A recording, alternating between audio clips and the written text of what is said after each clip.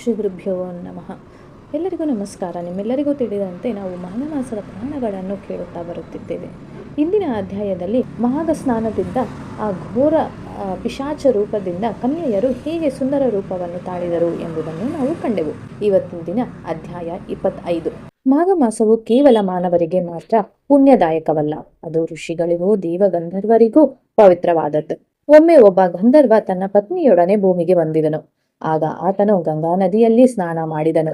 ಆದರೆ ಹೆಂಡತಿಯು ಸ್ನಾನವನ್ನು ನಿರಾಕರಿಸಿದಳು. ಆಕೆಯು ಗಂಧರ್ವ ಲೋಕಕ್ಕೆ ಹೋಗುವ ಶಕ್ತಿಯನ್ನೇ ಕಳೆದುಕೊಂಡಳು. ಆಕೆಯ ದೇವ ಸ್ವಭಾವವು ಅದರಿಂದ ನಾಶವಾಗಿ ನೆಲದಲ್ಲೇ ಉಳಿಯಬೇಕಾಯಿತು.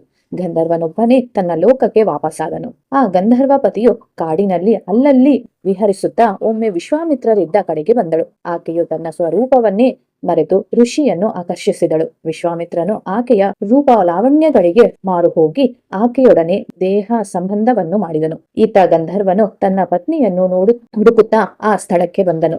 ತನ್ನ ಪತಿಯು ವಿಶ್ವಾಮಿತ್ರನೊಡನೆ ರಮಿಸುತ್ತಿದ್ದುದನ್ನು ಕಂಡನು. ಅದೃಶ್ಯ ರೂಪದಲ್ಲಿ ಇದ್ದ ಗಂಧರ್ವನು ಇದನ್ನು ನೋಡಿ ತುಂಬಾ ಕುಪಿತನಾದನು. ಆಗ ಆ ಗಂಧರ್ವನು ಋಷಿಗೆ, ನೀನು ತಪಸ್ವಿಯಾದರೂ ಮೋಹಾಂಧನಾಗಿ ನನ್ನ ಪತಿಯೊಡನೆ ರಮಿಸಿರುವೆ. ಆದ ಕಾರಣ ನಿನಗೆ ವಾನರ ಮುಖ ಉಂಟಾಗಲಿ ಎಂದು ಶಪಿಸಿದ. ನಂತರ ತನ್ನ ಪತ್ನಿಯನ್ನೂ ಕುರಿತು ನೀನು ಕಲ್ಲಾಗಿ ಹೋಗು ಎಂದು ಶಪಿಸಿದನು. ಆ ಸಮಯಕ್ಕೆ ಅಲ್ಲಿಗೆ ಬಂದ ನಾರದರು ವಿಶ್ವಾಮಿತ್ರನ ವಾನರ ಮುಖವನ್ನು ನೋಡಿ, ಮಹರ್ಷಿ, ಕ್ಷಣಿಕವಾದ ದೈಹಿಕ ಸುಖಕ್ಕೆ ಮನಸೋತ ನೀವು ನಿಮ್ಮ ತಪೋಬಲವನ್ನು ವ್ಯರ್ಥ ಮಾಡಿಕೊಂಡಿದ್ದೀರಿ.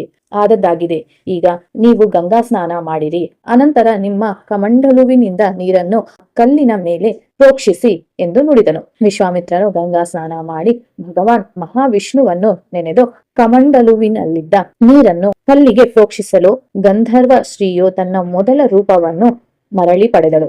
ಆಗ ಗಂಧರ್ವ ಶ್ರೀಯು ನಾರದರಿಗೆ ನಮಸ್ಕರಿಸಿ ತನ್ನ ಲೋಕಕ್ಕೆ ವಾಪಸ್ಸಾದಳು. ನಾಚಿದ ವಿಶ್ವಾಮಿತ್ರರು ಮತ್ತೆ ತಪಸ್ಸಿಗೆಂದು ಉತ್ತರ ದಿಕ್ಕಿಗೆ ಪಯಣಿಸಿದರು. ಎಂಬಲ್ಲಿಗೆ ಸ್ಕಾಂದ ಪುರಾಣಾಂತರ್ಗತ ಮಾಘ ಮಾಸ ಮಹಾತ್ಮೆಯ 25ನೆಯ ಅಧ್ಯಾಯವು ಸಂಪೂರ್ಣವಾಯಿತು. ಶ್ರೀ ಗುರುಭ್ಯೋ ನಮಃ.